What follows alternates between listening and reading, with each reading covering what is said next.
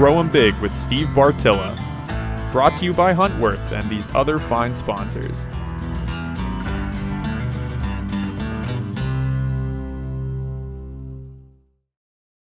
We're talking about building teams, and I happen to have with me my foremost expert on food plots, Robbie Pruitt. He has been with Antler King since, geez, we're talking almost as long as I have. Absolutely. Yep. We're talking 20 plus years, yeah. 20 some odd years. Yep.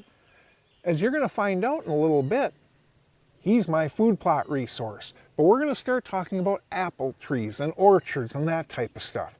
What it amounts to is, I don't care if you're Robbie Pruitt, if you're Steve Bartylla or somebody else.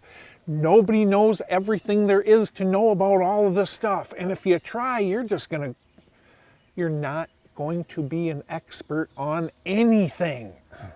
I find so much more success when I actually deal with experts when I have questions. When it comes to orchards, whether it's apple trees, persimmons, fruit trees, any type of, I actually contact Chestnut Hill Outdoors. They have an incredibly awesome support staff that literally have helped me out before they even had a clue who the heck I was with everything I ever had for questions. Robbie, there's all sorts of information out there. I mean, a glut of it on food. But how does a person actually get the specific answers for their specific properties when every one of these dang properties are different? Well, when it comes to looking, let's say Antler King products, you can go online, you can Google whatever you're wanting to do. There's a wealth of knowledge out there, but you want to be able to pick and weed through the right knowledge. For me, I try to tell everybody, if you're dealing with an Antler King product, call us. Call the manufacturer that's actually, just like you said with the trees, do the same thing. If you're wanting to plant clovers, you can get on there and look up, should I mow clover? And you're gonna have 25 different answers. Call the people that do it. And if you don't mind, those 25 different answers, not one of them's wrong. Exactly. Because there's 25 different scenarios on how to do it. In this specific situation, you do this. Yep. And that's what, now you do this. Yep. Yeah. And I think that you nailed something huge there. For whatever reason, we seem very paranoid or resistant. Right. To reach out to the companies that we're actually buying this stuff from. They almost all are there to help us. Yep. If we buy their product and fail, are we going to buy their product again?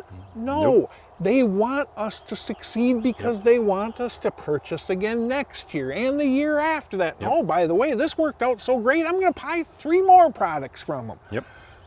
And unless I'm missing something, no. That is the moral of your story, Robbie. Exactly, 100%. Contact those who you are purchasing your food plot seeds from.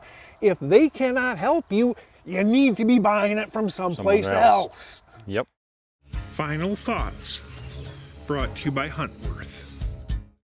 One of the biggest challenges we have is when we're out there improving our habitats, there are so darn many things we can do.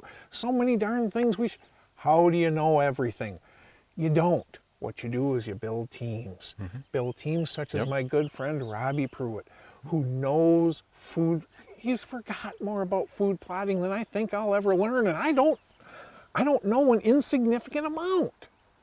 But when somebody studies it for their entire profession for 20 some odd years, don't be afraid to reach out for them.